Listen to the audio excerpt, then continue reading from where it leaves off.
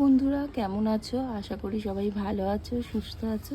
Ankita's green life পেজে তোমাদের সবাইকে ওয়েলকাম। তো আগের দিন তোমাদের সাথে শেয়ার করেইছিলাম যে আমি শ্রীরামপুর হাট থেকে এই ঝুমকো টগর গাছটা কিনেছিলাম। তো আজকে এইটাই রিপোর্টিং করে তোমাদেরকে দেখাবো। তো চলো দেখতে থাকো। তো আমি এটা একটা 8 ইঞ্চির টবে বসাচ্ছি। আমি এটা 6 ইঞ্চির টব নিয়ে নিয়েছি। এই 6 ইঞ্চি টবের মাপ অনুযায়ী আমি সবটা মাটিটা কিভাবে রেডি করবে সেটা তোমাদেরকে বলে দিচ্ছি। তো 6 ইঞ্চির টব অনুযায়ী এক টব মাটি নিতে হবে। এক টব মাটির মধ্যে হাফেরও হাফ মানে 4 ভাগের 1 ভাগ পরিমাণ বালি মেশাতে হবে। যেহেতু টগর গাছ একটু ভেজা ভেজা বা আর্দ্র ভাব পছন্দ করে, সেই কারণে এই মাটিতে কিন্তু বালির ভাগটা কম দেবো আমরা। আর হাফ টপ পরিমাণ দিতে হবে ভার্মি কম্পোস্ট বা গোবর সার, যে কোনো একটা ইউজ করবে। দিতে পারো 1 চামচ হাড় গুঁড়ো আর 1 চামচের থেকেও কম হিউমিক অ্যাসিড। এগুলো তোমরা মাটির সাথে একবারেই মিশিয়ে নিতে পারো বা চাইলে পরেও দিতে পারো, এটা সম্পূর্ণ তোমাদের ব্যাপার।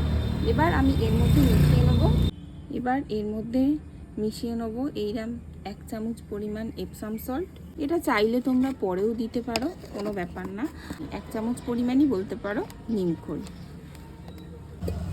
এবার এটার নিচটায় এই খোলাম কুচি দিয়ে বন্ধ করে দেবো। কিছুটা পরিমাণ মাটি দিয়ে নিলাম। এইবার এই গ্রো ব্যাগটাকে সাইড দিয়ে একটুখানি কেটে নিয়েছি, দিয়ে এটাকে পুরো ছাড়িয়ে নেব। গ্রো ব্যাগটা আমি পুরো ছাড়িয়ে নিয়েছি। এইবার এটাকে এভাবে বসিয়ে দেবো। এই যে এবার এই সাইড দিয়ে এই মাটিগুলো ভরাট করে দেবো।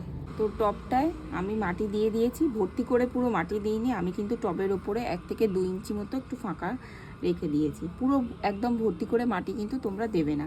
এবার এটার মধ্যে প্রথমবার যেহেতু জল দিচ্ছি, তাই একদম টব ভর্তি করে জল দিয়ে দেবো। এই গাছটা বসিয়ে দিয়েছি। গাছটাকে 3-4 দিন ছাওয়াযুক্ত স্থানে রেখে দেবো, যেখানে খুব ভালোভাবে বাতাস চলাচল করতে পারবে, ঠিক সেইরকম জায়গায়। তারপরে গাছটাকে রোদে বের করব। আর এরপরে টগর গাছে কিভাবে কি পরিচর্যা করতে হবে বাকিটা আমি সব তোমাদের সাথে শেয়ার করব ভিডিওর মাধ্যমে।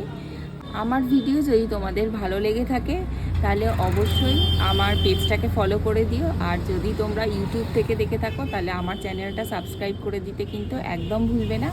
এরপরে আরও অনেক ভিডিও নিয়ে আসবো তোমাদের সাথে।